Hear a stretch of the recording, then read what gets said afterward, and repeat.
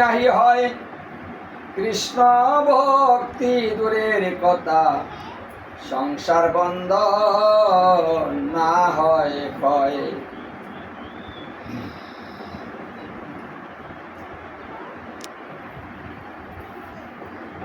যস্মিন তুষ্টে জগৎ তুষ্ট, প্রীতিতে প্রীতিতং জগৎ।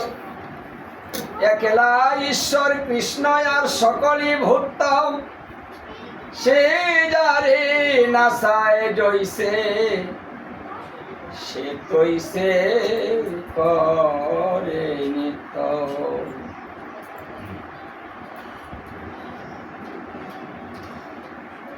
হরে কৃষ্ণ।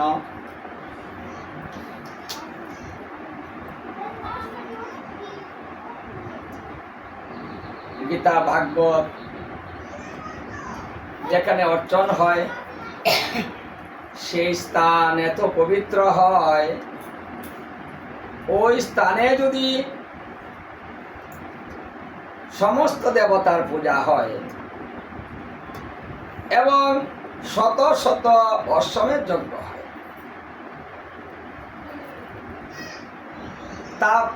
তারপরেও এই গীতা ভাগবত অর্চনের সমান হয় না।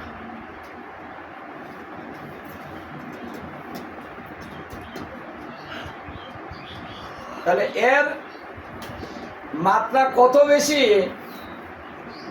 যে অর্চন দর্শন করিলে তার ভজন হয়, অর্চন দর্শন করিলে দাপর যুগের 1 মাস পূজা হয়।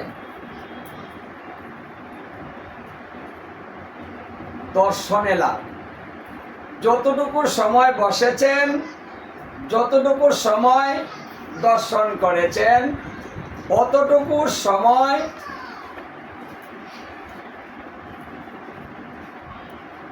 যে পূজাটা হয়েছে, এই পূজাটার সমান কোনো দেবতার পূজা হবে না।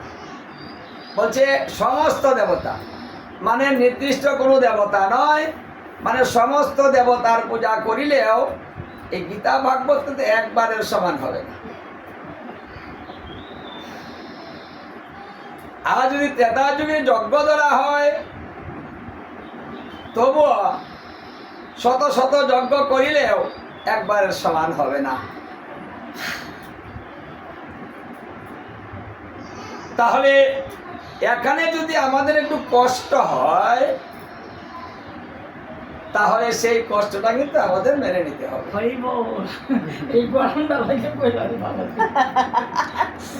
দেখুন, কিছু না করলে কিছু মিলে না। আমাদের এত সুযোগ করে দিয়েছেন যে একজনের মন রাখিতে পারিলে, একজনকে খুশি করিতে পারিলে, আর কাউকে খুশি করার জন্য ব্যস্ত হতে হবে না। মানে একজনকে খুশি করা তো কোনো ব্যাপার নয়, সহজ। তাহলে খুশিটা করব কি করে, খুশি হবেন কি করে? তাহলে আমরা তাকে খুশি করতে হলে তার নামেই যথেষ্ট, মানে অন্য কোনো ভাবে তাকে খুশি করা যাবে না। এবার আমাদের পূর্ণাঙ্গ সুযোগ দেওয়া হয়েছে যে যে কোনো অবস্থাতে আছেন, ঠিক সেই অবস্থায় থেকেই ভজন করিতে পারিবেন, যদি মনটা ভালো থাকে। এখানে বিচার হবে মনে, এই দেহের কিন্তু কোনো বিচার হবে না। এটা বোঝা দেহ, এটা বেঈমান, এই দেহটা কিন্তু বেঈমান। বেঈমান দেহ না হলে এই দেহটাকে আমরা এত যত্ন করি, এত আদর করি, এত ভালোবাসি, দেহের আরামের জন্য আমরা কি না করছি, তাই না? তারপরেও এই দেহটাই পড়ে যায়, ওটা বেঈমানি করে, ও ভালোবাসার মূল্য দেয় না। তাহলে বিচার আর কেন হবে? কারণ পচা দেহ, এই পচা দেহের বিচার নেই। ওকে পুড়ে ছাই করে ফেলুন অথবা মাটিতে পুঁতে রাখুন, দেহের কিচ্ছু আসে যায় না। ওটা শেষ। বিচার হবে কার? বিচার হবে সূক্ষ্ম দেহের। আর একটা দেহ আছে আমাদের, একটা স্থূল দেহ, একটা সূক্ষ্ম দেহ। আমাদের দুটা দেহ, একটা দেখা যায়, একটা দেখা যায় না। সূক্ষ্ম দেহটা আমাদের ভিতরে আছে, স্থূল দেহটা নিয়ে আমরা চলছি, আর সূক্ষ্ম দেহটা তার ভিতরে অবস্থান করছে। প্রত্যেকটা জীবের বাম পাশে এই সূক্ষ্ম দেহ থাকে। এই সূক্ষ্ম দেহ কখন বেরোয় জানেন? ওর কাজ কখন শুরু হয়? যখন আমাদের এই স্থূল দেহটা শেষ হয়ে যায়, এই দেহের কোনো কার্যকারিতা থাকে না, অকেজু হয়ে যায়, তখন ভগবান কি করেন? এই দেহটা ছেড়ে চলে যান। জীর্ণ দেহে তিনি থাকেন না।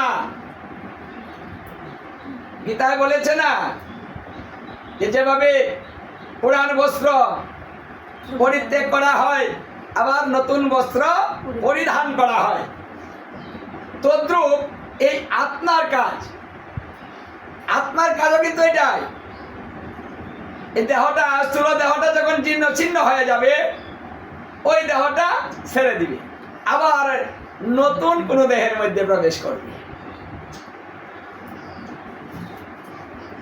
যখন এই দেহটা পরমাত্মা বেরিয়ে যায়, এই দেহ শেষ হয়ে যায়, এই দেহ যখন পুরো ছাই করে দেওয়া হয়, তখন এই দেহের ভিতরে যে আরেকটা দেহ ছিল, যেটা সূক্ষ্ম দেহ, এটা পঞ্চভূতের দেহ, আর সেটা হলো তিনটা উপাদানের দেহ: মন, বুদ্ধি, অহংকার।